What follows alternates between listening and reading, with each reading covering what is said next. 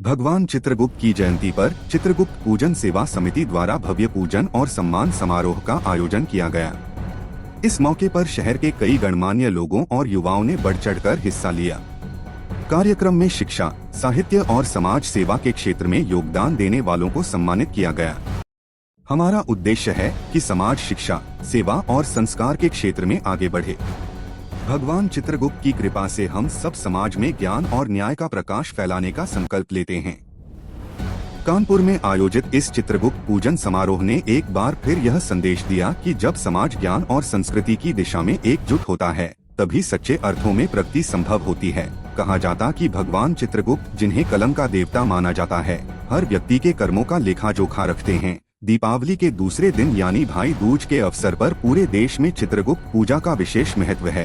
कानपुर में आयोजित इस कार्यक्रम में हवन, पूजन और सांस्कृतिक कार्यक्रमों का आयोजन हुआ। समिति की अध्यक्ष श्रीमती वंदना निगम ने समाज से शिक्षा, संस्कृति और सेवा की राह पर चलने का आह्वान किया। इस मौके पर चिंतन श्रीवास्तव, राजेश निगम, विवेक श्रीवास्तव, शशांक निगम, संजय निगम, आलोक निगम सहित कई गणमान्य लोग मौजूद रहे। समारोह में प्रमुख शिक्षाविदों और चिकित्सकों को सम्मानित किया गया। मैं चित्रगुप्त पूजन सेवा समिति की अध्यक्षा वंदना निगम बोल रही हूँ।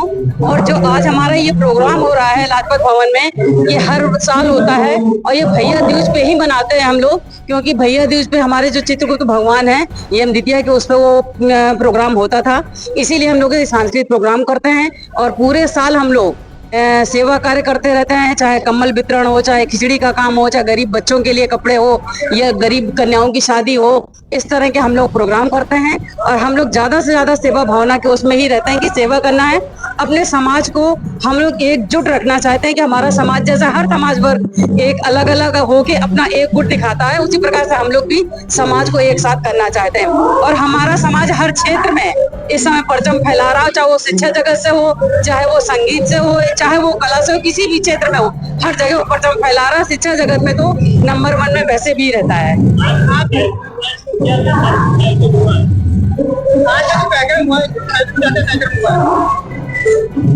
आज का जो कार्यक्रम हुआ है, इसमें आज क्या हुआ था? दोपहर में 3 बजे से जो होता ही होता है, वो भगवान के लिए हम लोग हवन करते हैं, जो हमारी एक धर्म और श्रद्धा की भावना होती है। और इसके बाद हमारा हवन पूजन होने के बाद प्रसाद वितरण हुआ। और फिर हमारा जो मुख्य उद्देश्य है अपने समाज को जोड़ना, इसलिए हम लोग ये इतना बड़ा प्रोग्राम करते हैं कि हम लोग समाज को एक साथ अपने एक साल में सबको एकत्र करके और सबका परिचय होना चाहिए। मेन ये होता है कि हम लोग एक दूसरे को जाने, हमारे समाज में हमारे काइस भाई कितने हैं, उनको सबको एक दूसरे से मिलना चाहिए, उनका परिचय सम्मेलन होना चाहिए।